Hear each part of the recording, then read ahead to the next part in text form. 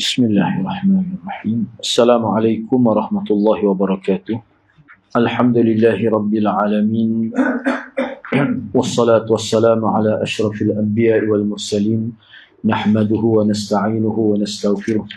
Wa na'udzu billahi min shururi anfusina wa min sayyiati a'malina. Man yahdihillahu fala mudilla lahu wa man yudlil fala hadiya lahu. Rabbi shrah li sadri wa yassir li amri wahlul 'uqdatam min lisani yafqahu qawli. Amma ba'd. Alhamdulillah, bersyukur pada Allah Subhanahu wa taala kerana dapat bersama pada malam ini. Bab yang ke-52, nau'un akhar, maknanya bentuk lafaz selawat yang lain. Imam An-Nasa'i rahimahullah telah mengemukakan 3 riwayat di bawah bab ini. Riwayat pertama iaitu riwayat yang ke-1290. Wabi qala akhbarana Ishaq bin Ibrahim qala anba'ana Muhammad bin Bishr qala hadatsna Mujmi' bin Yahya an Uthman bin Mawhab an Musa bin Talha an abihi qala qulna ya Rasulullah kaifa as-salah 'alaik kaifa as-salatu 'alaik qalu qulu Allahumma salli 'ala Muhammad wa 'ala ali Muhammad kama sallaita 'ala Ibrahim wa ali Ibrahim innaka hamidun majid wa barik ala Muhammad wa ala ali Muhammad kama barakta ala Ibrahim wa ali Ibrahim innaka hamidun majid.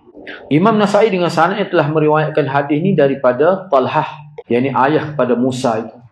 Kata Talhah, kami telah berkata, yakni bertanya, wahai Rasulullah, bagaimanakah cara berselawat ke atas engkau? Maka baginda bersabda, kata begini, mafhumnya, ya Allah, limpahkanlah selawat ke atas Muhammad dan ke atas keluarga Muhammad sebagaimana engkau telah melimpahkan selawat. Ni ingatlah ni anak kekal kata Arab dia. Selawat ni maknanya kita kata rahmat, kesejahteraan. Lebih kurang tu kalau kita tengok dalam syarah ya, salam sejahtera. Selawat tu makna doa kebaikan. Dia makna tu macam-macam ulama sebut kan. Rahmat lah kebanyakan katanya. Rahmat. Jadi kita boleh terjemah, ya Allah limpahkanlah kerahmatan ke atas Muhammad.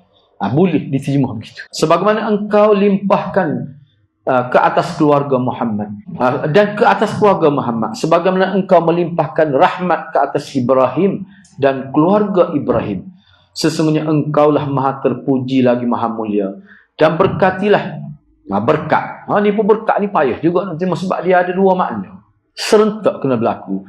Banyak kebaikan dan kebaikan itu berkekalan. Itu makna berkat. Jadi kita kekal ke asal dia. Dan berkatilah ke atas Muhammad dan ke atas keluarga Muhammad sebagaimana engkau telah memberkati ke atas Ibrahim dan juga keluarga Ibrahim. Sesungguhnya engkau adalah Tuhan yang maha terpuji lagi maha mulia. Hadis Talhah bin Ubaidillah radhiyallahu an adalah sahih dan ia adalah antara hadis munfarid. Buat tinggal salah tu. Munfarid Imam Nasai. Munfarid ni makna dengan sanad ni mana Imam Nasa'i saja yang meriwayatkan hadis, mana munfarid. Boleh jadi lafaz tu berbeza-beza lah. Tapi sanad tu munfarid maksudnya Imam Nasa'i saja. Bukan tidak sahih. Jadi Talhah radhiyallahu anhu adalah termasuk salah seorang sahabat al-asharatul mubasysyaratu bil jannah. Yang ni beliau ni syahid dalam peperangan Jamal. Duduk di sebelah Aisyah itu. Ni antara mubasyarah. Asyarah mubasyarah di jannah ni. 10 orang bersama Sayyidina Bakar, Sayyidina Umar ni, Talhah. Dan dia ni adalah jiran Nabi dalam syurga. Disebut. Dan Syiah kata dia ni berzina dengan Aisyah. Ana sebut ni hadirat. Nak ayatnya jahat tak jahat Syiah ni. Berzina dalam musafir. Ketika nak pergi ke San'a tu. Selepas Nabi wafat. Apa tu? Dia nak hina Talhah. Sebab Talhah ni banyak sangat kelebihan. Jiran Nabi dalam syurga. Mungkin Nabi kata dalam hadis kan, berzina dengan isteri jiran ni, zina yang lebih dahsyat. Sama pula tu. Dia reti juga hadis kita. Cuma kita yang tak berapa reti. Apa dia guna tu? Sebab ni jiran Nabi dalam syurga. Mungkin dalam hadis Nabi sebut, seseorang zina yang paling dahsyat, zina dengan isteri jiran. Tengok Talhah zina dengan isteri jiran. Jiran dia siapa? Nabi. Memang jahat sungguh. Tak boleh buat bakar pun buat Syiah ni. Jahat terlajuk. Kalau dia bertaubat pun kena tengok dulu. Terbukti ke tidak? Sebab dia ada satu senjata takiyah. Saya tahu salah perempuan ni. Imam Syafi'i kata tak ada orang paling pembohong daripada perempuan ni. Aku tak pernah jumpa orang paling bohong. Lebih daripada perempuan ni. Perbincangan hadis telah pun disebutkan. Hadis yang kedua, iaitu hadis ke 1291. Wa biqala akhbarana Ubaidullah bin Sa'd bin Ibrahim bin Sa'din. Qala hadatsana ammi. Qala hadatsana Syarik an Uthman bin Mawhab. An Musa bin Talhah. An abihi anna rajulan أتى نبي الله صلى الله عليه وسلم فقال كيف نصلي عليك يا نبي الله قال قولوا اللهم صل على محمد وعلى آل محمد كما صليت على إبراهيم إنك حميد مجيد وبارك على محمد وعلى آل محمد كما باركت على إبراهيم إنك حميد مجيد. Imam Nasai dengan sanad telah meriwayatkan hadis ini daripada Talhah bin Ubaidillah bahawasanya seorang lelaki telah datang menemui Nabi SAW lalu bertanya, wahai Nabi Allah, bagaimanakah cara untuk kami berselawat ke atas engkau? Hadis kita jumpa sebelum ni, kalau untuk salam tu kita tahu dah selawat ni lagu mana. Maka baginda bersabda, ucapkanlah seperti hak tadi jugalah. Makna pun lebih kurang tadi, boleh rujuk situ balik. Hadis Talhah bin Ubaidillah adalah sahih.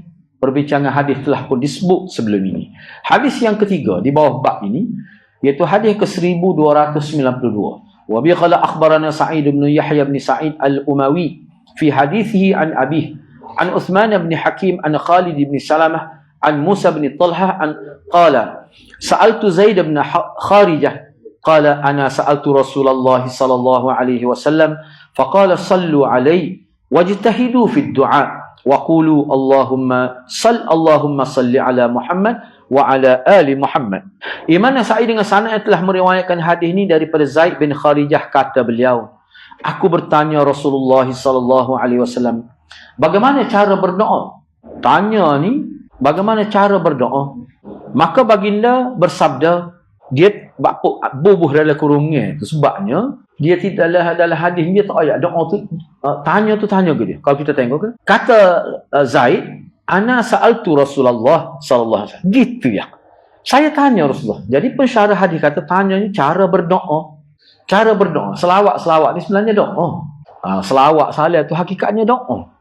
Jadi bagaimana cara berdoa dalam semaya? Maknanya berselawat tu lah. Maka baginda bersabda, berselawatlah ke atasku dan bersungguh-sungguhlah dalam berdoa. Sebenarnya selawat aku semua tu hakikat doa. Tak apalah. Berselawatlah ke atasku. Sallu alai. Maknanya kamu doalah rahmat ke atasku. Itu makna dia. Wajtahidu fi du'a, dan bersungguh-sungguhlah berdoa.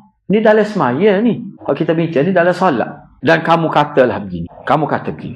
Ya Allah, Allahumma salli ala Muhammad. Ya Allah, turunkanlah rahmat ke atas Muhammad dan juga ke atas keluarga Muhammad. Ni hak rank. Sebab tu setengah ulama kata, dia kata setara ni pun tak apa dah.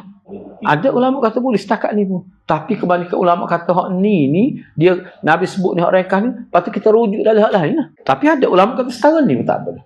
Setara ni pun boleh. Tapi kalau anda tidak ambil ni sajalah. Sebab apa? Moga tidak berat pun kalau kita ambil orang lain pun. Tapi setengah ulama kata boleh dah setara dalam syarah. Sebab tu anak pun tak hurah lah sini ni. Sebab tu setengah ulama cuba bawah ni anak ni. Nombor 2. Baik kita tengok bawah ni. Hadis Zaid bin Kharijah radhiyallahu an adalah sahih dan ia adalah antara hadis munfarid Imam Nasai juga. Nombor 2 cuba tengok. Hadis ini menggariskan 3 elemen utama dalam tahiyat, yakni tahsyud. Pertama sekali selawat. Salat tu mana selawat? Adalah tahsyud salat. Pertama selawat, yang kedua bersungguh-sungguh semasa berdoa, yang ketiga lafaz selawat mesti daripada wahyu. Maknanya hak ni dia Nabi bukan ayat lafaz, nak ayatnya kena selawat. Ada ulama faham gitu. Jadi kalau kita ambil hak ni saja, memang ulama kata sah dah, tetapi tidak lengkap. Sebab tu bagi anak faham ni sepobahnya. Maknanya Nabi kata sallu, kata gini Allahumma salli wa ala ali Muhammad. Kena kata gini. Lepas tu sama lah. Dah sampai dah lain. Ada ulama kata. Tapi dalam mazhab Syafi'i, dia faham gitulah. Hadis ni maknanya nak ayat suruh berselawat. Lepas tu lagu mana lafaz selawat lengkapnya dalam hadis lain. Ni hadis mukhtasar dia panggil. Ringkas. Hadis ringkas. Tapi ada pun kata setara ni pun boleh je. Tapi sebab apa? Sebab ni lafaz daripada Nabi ni. Lafaz daripada Nabi. Setara ni pun lafaz daripada Nabi. Sebab tu bila kita tahu kan, time kita senak pun boleh tubik awal dah. Kita ingat baca ni tak bedah. No, time ada time tika-tika. Semanah diri kadang-kadang kita buat. Tu kan antara sujud sekali ya baca.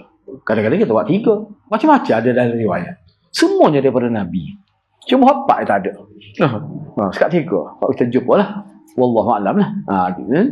Kemudian naun akhar.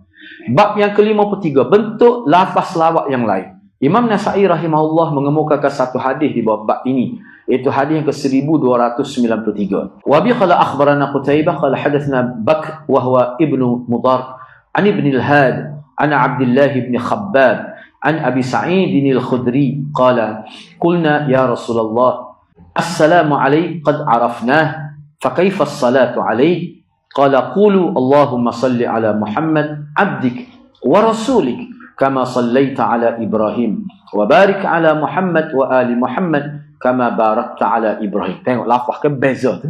Beza tak apa. Imam Nasa'i dengan sanad telah meriwayatkan hadis ini daripada Abu Sa'id Al-Khudri, kata beliau, kami bertanya wahai Rasulullah, salam ke atasmu kami telah mengetahuinya, maka bagaimanakah cara berselawat ke atasmu? Maka baginda sallallahu alaihi wasallam bersabda, maksudnya ucapkanlah ya Allah, berilah selawat ke atas Muhammad, hambamu dan rasulmu, sebagaimana engkau berselawat ke atas Ibrahim, dan berkatilah Muhammad dan keluarga Muhammad sebagaimana engkau memberkati Ibrahim. Jadi selawat Allah kepada makhluk ni apa makna tu kita bincang dah. Lepas ni pun ada pula dalam hadis sebut, ada pula kita peringat tu. Pertama sekali hadis Abu Sa'id Al-Khudri radhiyallahu anhu adalah sahih. Yang kedua, perbincangan hadis telah disebutkan dah sebelum ni. Baik, seterusnya bab yang ke-54, naun akhar, yakni bentuk lafaz selawat yang lain. Imam An-Nasa'i rahimahullah telah mengemukakan satu hadis di bawah bab ini, iaitu hadis yang ke-1294. Wa bi qala akhbarana Qutaibah bin Sa'id an Malik wal Harith bin Miskin qira'atan alayh wa ana asma' an Ibn al-Qasim haddathani Malik an Abdullah bin Abi Bakr an Abdullah bin Abi Bakr bin Muhammad bin Amr bin Hazm an abihi an Amr bin Sulaim az-Zuraqi qala akhbarani Abu Humaid as-Sa'idi annahum qalu ya Rasulullah kaifa nusalli alayk فقال رسول الله صلى الله عليه وسلم قولوا اللهم صل على محمد وأزواجه وذريته في حديث الحارث كما صليت على آل إبراهيم وبارك على محمد وأزواجه وذريته قال جميعا كما باركت على آل إبراهيم إنك حميد مجيد. قال أبو عبد الرحمن أنبأنا قتيبة بهذا الحديث مرتين ولعله أن يكون قد سقط عليه منه شطر. Ana baca daripada awal ni. Kata Imam Nasa'i telah mengkhabarkan, khabar tu mana akhbarana, telah mengkhabarkan pada kami oleh Qutaibah bin Sa'id daripada Malik, daripada Al-Haris dan Al-Haris bin Miskin. Maknanya riwayat ni Imam Nasa'i riwayat daripada dua orang guru dia. Guru pertama Qutaibah, guru kedua Al-Haris. Dan Al-Harith ni guru yang paling utama sebenarnya. Satu ketika lah, sebelum berlaku sedikit salah faham. Sini ketika hadis ni ketika sudah berlaku salah faham. Al-Harith bin Miskin yang sebut pula dulu, sebut dah dalam mukadimah dulu. Jadi bila tok guru dia ni adalah fitnah berlaku, ulama sebesar ni mana berlaku juga fitnah. Ujian Allah Subhanahu Wa Taala. Jadi kira berlakulah salah faham guru dia. Guru dia menganggap seolah-olahnya Imam Nasa'i ini menjadi orang panggil mata-mata kepada kerajaan. Pada waktu ni makna orang yang tidak sebulu dengan kerajaan akan ditangkap. Tu ada fitnah zaman itu. Sebab Nasa'i ini antara ulama hadis yang kaya. Dia pakai comel supaya Imam Malik lah. Lepas tu adalah jadi tok guru dia salah faham macam mana pun tak tahu. Tapi kita baca dari riwayat tu, dia halau Imam Nasa'i. Dia tak benar Imam Nasa'i masuk dalam majlis ilmu hadis dia. Jadi tapi Imam Nasa'i ini bagus sebab dia kata tok guru dia salah faham. Dia tak balas untuk guru dia. Selepas daripada berlaku peristiwa tu, dia ambil hadis pada guru dia, tapi tidak secara bertatap wajah. Dia akan duduk alik pintu, dia duduk alik dinding, tapi dia dengar terang tok guru dia baca hadis. Jadi dia bila selepas daripada itulah dia riwayat qira'atan alaih. Jadi kalau sebut dan Al-Haris bin Miskin secara qira'atan alaih, maknanya selepas berlaku pertelingkahan. Salah faham. Maknanya riwayat ni kita boleh sebut riwayat ni Imam Nasa'i tak lihat wajah guru dia. Mana cuma dia dengar baca sama ada guru dia baca ataupun anak murid baca tu guru dia ngesahkan, tapi dia tak dengar, dia tak tengok muka guru dia. Tu maksud dia. Setahun tu dia punya ilmu hadis. Sebab tu kalau kita jumpa Harith bin Miskin ni ada setengah tak ada qiraatan alih. Masa tak ada tu, masa belum berlaku salah faham lagi. Fitnah ni hadirat.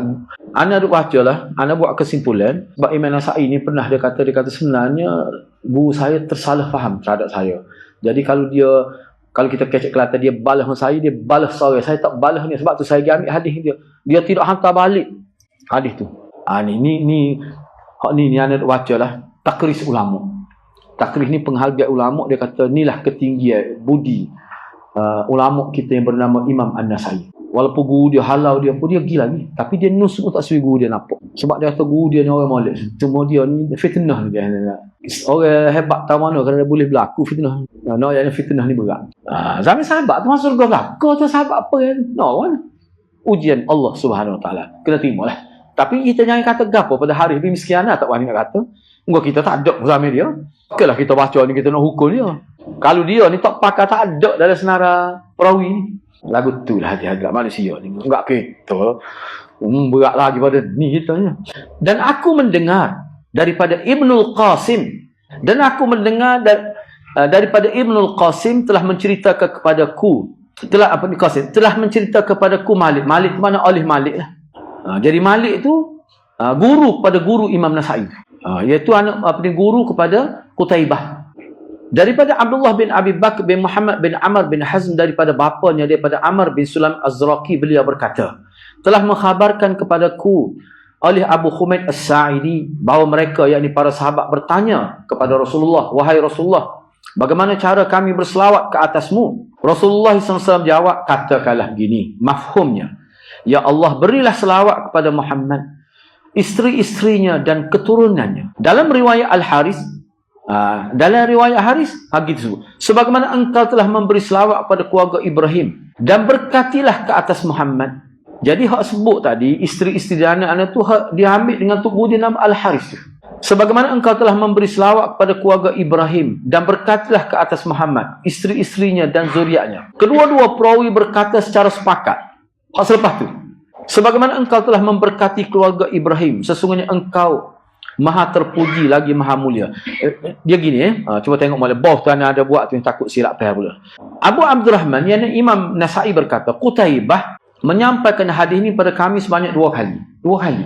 Mana kami ambil riwayat ni, hadis ni daripada guru kami Qutaibah ni 2 kali. Orang lain pun ada jugalah ambilnya. Dan mungkin terdapat bahagian daripadanya yang tertinggal dalam penyampaian beliau. Jadi bila tok guru dia riwayat 2 kali, dia tengok tak serupa. Tapi dia terima daripada riwayat. Jadi bila dia cek riwayat dia dengan Al-Haris Miskin daripada tok guru dia tu, bila dia cabut tengok arti dia ada tak serupa. Sebab tu dia kata kalau tak serupa ni berlaku pada guru dia Qutaibah. Sebab tu bagi dia tok guru dia ni ada tertinggal salah satu daripada 2 riwayat dia. Baik, kita tengok lepas ni. Hadis Abu Humaid As-Sa'idi adalah muttafaq alaih. Perbincangan hadis telah pun disebutkan. Baik, apa maksud kenyataan Imam Nasa'i rahimahullah pada bahagian hadis? Abu Abdurrahman yakni Imam Nasa'i berkata, hak ni perawi lah sebutnya. Qutaibah menyampaikan hadis ini pada kami sebanyak 2 kali dan mungkin terdapat bahagian daripadanya yang tertinggal dalam penyampaian beliau.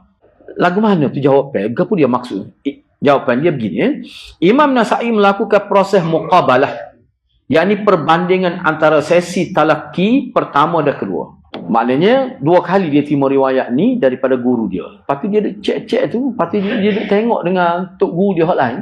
Walaupun kita tengok riwayat sanad tu sama, dia tengok ada tinggal ni. Tetapi tinggal tu maknanya beza riwayat tok guru dia. Mungkin dia terima 2 kali dengan tok guru dia, tok guru yang sama. Beliau mendengar hadis yang sama daripada gurunya Qutaibah dalam 2 sesi yang berbeza. Beliau menyemak catatan kedua-dua sesi tersebut. Dalam salah satu sesi, Qutaibah mungkin terlupa menyebut isteri-isteri dan zuriatnya. Hak ni anak petik dalam kenyataan Syekh Ethiopi dalam syarah dia. Isteri-isteri dan zuriatnya. Atau tidak menekankan penyatuan riwayat perawi. Jadi dia tengok dalam riwayat Tok Guru dia salah satu. Tidak disebut isteri-isteri dan zuriatnya. Tapi riwayat asal lagi disebut. Bukan kata tinggal 2-2. Salah satu tinggal. Tetapi dalam riwayat Haris bin Miskin ada belakang ni. Isteri-isteri Dazia ada belakang dari riwayat Haris. Sebab riwayat hari ni sekali dia ambil. Riwayat Al-Haris bin Miskin ni sekali dia ambil. Jadi riwayat Al-Haris bin Miskin ni lengkap. Kedua-dua riwayat Tok Guru dia bila digabung baru ada dalam riwayat Al-Harith bin Miskin. Jadi dalam salah satu riwayat daripada Tok Guru dia Qutaibah tak ada sebut isteri-isteri dan zuriatnya. Imam An-Nasa'i mencatatkan nota kaki tersebut untuk memberitahu pembaca bahawa beliau menyedarinya ada sedikit perbezaan dalam penyampaian gurunya, yakni Qutaibah, antara dua sesi. Tapi hak guru dia Al-Harith bin Miskin, hak tu okey. Bila dia buat perbandingan antara dua sesi Tok Guru dia dengan Al-Harith bin Miskin, dia boleh tahulah Tok Guru dia ada tertinggal dalam salah satu riwayat. Hak tinggalnya kata isteri-isteri dan zuriatnya. Tetapi dalam satu riwayat lagi dia sebut juga tu. Tuan anak kadang-kadang Allah katanya ingat molek lain merahnya. Dia boleh ingat ala kepala dia. Nak wan. Tutup guru kita duk mengaji, kita asal itulah ingat satu hari kita. Ni kaedah muqabalah ni. Dia buat perbandingnya. Masalah nak banding, dia kena telitah dulu. Mana punya rasa lain riwayat ni. Dia pun cek semula. Dia pun ingat. Setengah-setengah tu tak ada catatan, dia ingat ala kepala.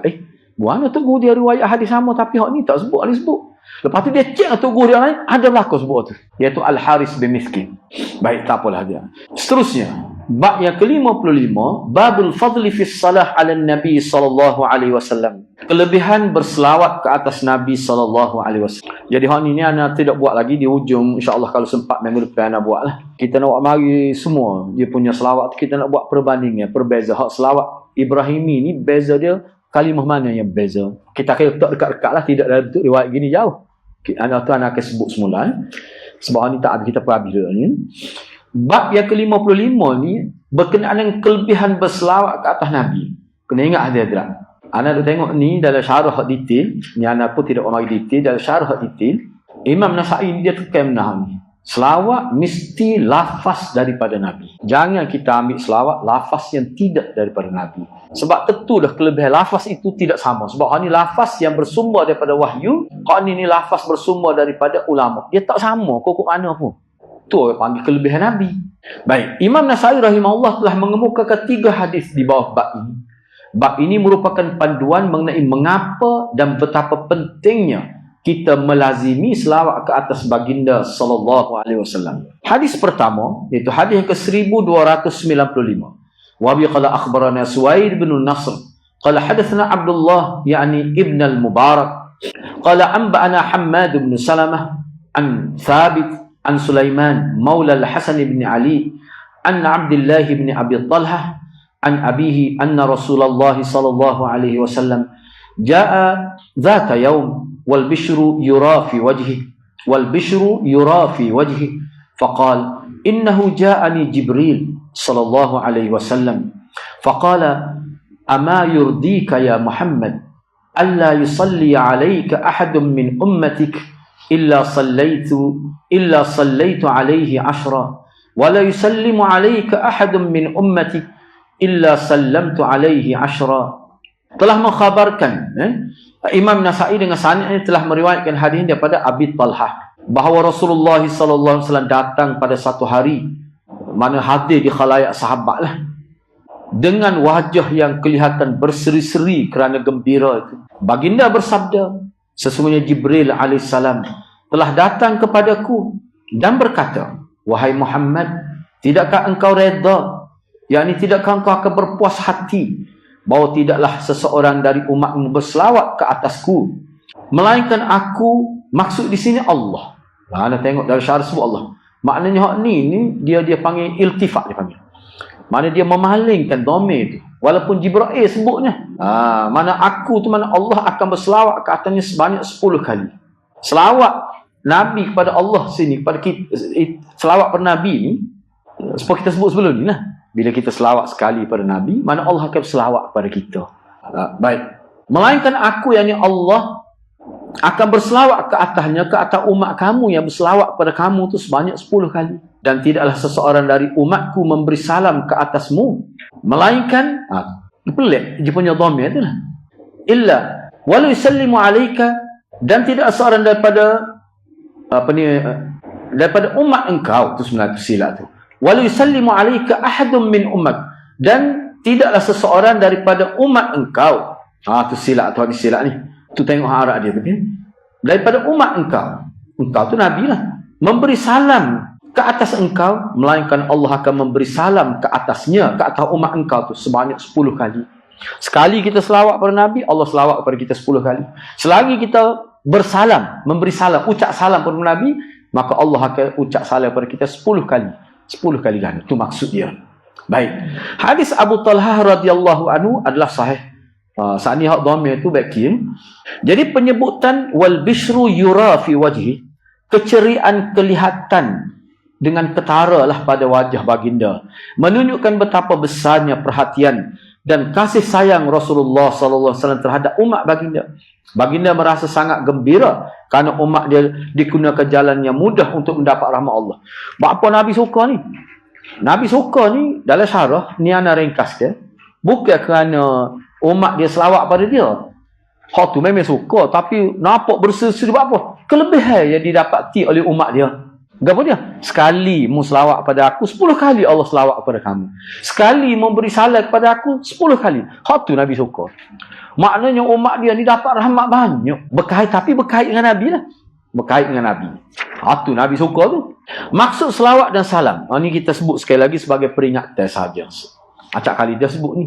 Selawat Allah ke atas hamba bermaksud Allah mencurahkan rahmat, memuji hamba tersebut di khalayak para malaikat. Mana orang selawat pada Nabi ni, nama dia harum di al-mala'ul a'la, dan memberikan keberkatan yang tinggi kepadanya. Mana ni kelebihan. Tapi bukan bermakna kita habis pitih dengan selawat ni, tidak. Ana pun tak ada nak perintah ni. Kita bincang khusus. Dia ada perbincangan khusus. Bagaimana pandangan Ibn Hibban terhadap galakkan berselawat pada Nabi ni, dasar pada kitab dia Sahih Ibn Hibban tu lah. Dia ada buat ringkasan. Maknanya bagi Ibn Hibban ni, selawat pada Nabi ni, bila disebut nama Nabi selawat, ini isyarat kepada pengajian lah. Bila kita belajar hadis, maknanya kita akan banyak berselawat. Maknanya kita akan dapat satu kelebihan dalam package yang lengkap. Bukan sekadar selawat. Orang panggil maklumat agama pun kita dapat. Dan kita berada dalam majlis tu, majlis yang dirahmati oleh Allah. Bukan majlis selawat. Dia bukan nama majlis selawat, dia panggil majlis ilmu. Tak perlu habis piti. Tak perlu habis piti. Tak perlu habis berjuta-juta lah. Baik, cuba kita tengok di sini. Salam Allah ke atas hamba ni apa maksud? Tadi selawat Allah ke atas hamba. Ni salam Allah ke atas hamba. Bermaksud Allah memberikan kesejahteraan, perlindungan dan keselamatan dari sebarang keburukan kepada hamba. Setengah ulama dia buat tambah lagi. Mana Allah akan jaga tauhid seseorang. Allah akan jaga akidah dia. Walaupun orang sesat, dia tak akan sesat. Itu maknanya orang ni kalau dia banyak, kalau Allah bersalam kepada dia, salam Allah kat atas hamba, maknanya orang tu Allah jaga dia berada di bawah hifzullah. Itu maksud dia. Mana besar ni hadirat. Sebab kita daripada maghrib kan, misal apa berapa, tak tahu berapa ratus kali dah kita selawat. Nak kira juga sekali nampak biasanya. Terakhir. Mana banyak tu. Nombor 3, nombor 4 tu sebenarnya macam mana boleh jadi gitu. Ubahnya 3, 4, 5 tu. Allah Subhanahu Wa Taala mengurniakan ganjaran yang sangat besar, iaitu 10 kali ganda bagi setiap satu selawat atau salam. Ini menunjukkan betapa murahnya Allah dalam memberikan ganjaran kepada hamba. Potonglah balasan, tulis ganjaran. Anda ingat lagi ini Safiah Karim ni dia kritik. Dia kata kalau hak molek dalam agama kita, dia panggil ganjaran. Kalau hak negatif baru balasan. Dia sebenarnya dari segi bahasa kita. Dia pernah kritik ni. Kita sebut ganjaran lah biasa suara ni. Dalam memberikan ganjaran kepada hambanya yang mengingati kekasihnya, iaitu Nabi Muhammad sallallahu alaihi wasallam. Jika kita berselawat sekali, kita mendapat 10 kali selawat dari Allah Subhanahu wa taala. Bayangkan jika kita melazimi selawat setiap pagi, berapa banyak rahmat yang Allah curahkan kepada kita. Yang kelima, hadis ini merupakan galakan untuk meningkatkan kekerapan berselawat, terutamanya pada hari Jumaat dan setiap kali mendengar nama baginda disebut. Ini ada ni hadis hari Jumaat selawat banyak. Yang kedua, menjadikan selawat sebagai zikir harian, kerana ia adalah jalan yang paling mudah untuk mendekatkan diri kepada Allah dan meraih kasih sayang. Tapi kena pasti selawat tu lafaz daripada Nabi. Kena pasti ada. Baik, seterusnya kita perhabislah ni. Hadis yang keberapa ni? Yang ketiga. Yang kedua di bawah tajuk ni, iaitu hadis ke 1296. Wa bi qala akhbarana Ali ibn Hujr qala akhbarana Ismail ibn Ja'far anil Ala an abihi an Abi Hurairah anin Nabi sallallahu alaihi wasallam qala man shalla alayya wahidah sallallahu alaihi 10. Imam Nasa'i dengan sanad telah meriwayatkan hadis daripada Abi Hurairah daripada Nabi SAW. Baginda bersabda, sesiapa yang berselawat ke atasku sekali, maka Allah berselawat ke atasnya 10 kali. Hadis Abu Hurairah ni adalah sahih. Perbincangan hadis telah disebutkan. Baik, hadis yang terakhir itu hadis ke 1297. Wa bi qala akhbarana Ishaq bin Mansur qala hadatsana Muhammad bin Yusuf qala hadatsana Yunus bin Abi Ishaq an Buraid bin Abi Maryam qala hadatsana Anas bin Malik qala qala Rasulullah sallallahu alaihi wasallam man shalla alayya salatan wahidah sallallahu alaihi 10 salawat wa huttat alaihi 10 khati'at wa rufi'at lahu 10 darajat. Imam Nasa'i dengan sanad yang telah meriwayatkan hadis ini daripada Anas bin Malik. Beliau menceritakan kepada kami, beliau berkata, Rasulullah sallallahu alaihi wasallam bersabda, sesiapa yang berselawat ke atasku sekali, maka Allah akan berselawat ke atasnya 10 kali dan dihapuskan daripadanya 10 kesalahan. Ini ulama kata dosa kecil lah, dosa besar tak apa ni, kena taubat khusus. Dan diangkat baginya 10 darajat, 10 kedudukan, 10 ketinggian. Hadis Anas bin Malik adalah sahih. Hadis ini sangat luar biasa kerana ia memperincikan bagaimana Allah SWT membalas, ini juga memberi ganjaran lah, mengganjari satu amalan kecil dengan 3 ganjaran yang sangat besar. Yang pertama, Allah berselawat ke atasnya 10 kali. Sekali kita selawat, Allah berselawat pada orang itu 10 kali. Sebagaimana dijelaskan dalam hadis-hadis lain, selawat Allah pada hamba-Nya bermaksud pemberian rahmat, ujian di khalayak para malaikat, nama orang itu, dan curahan kasih sayang yang sangat istimewa. Jika kita menyebut nama Nabi SAW sekali, Allah akan memberikan rahmat kepada kita sebanyak 10 kali ganda. Ini adalah satu nikmat perlindungan ilahi yang berterusan. Yang kedua, Nabi kata dihapuskan daripada orang itu 10 kesalahan. Sekali kita selawat ke Nabi, maknanya Allah hapuskan daripada kita, mana delete dalam buku catatan kita tu 10 kesalahan kita. Selain mendapatkan rahmat, selawat juga berfungsi sebagai pembersih jiwa, tazkiyatun nafs. Seringkali kita melakukan dosa kecil tanpa sedar. Selawat adalah pencuci dosa yang berkesan. Setiap kali kita berselawat, Allah menghapuskan 10 dosa kecil daripada rekod amalan kita.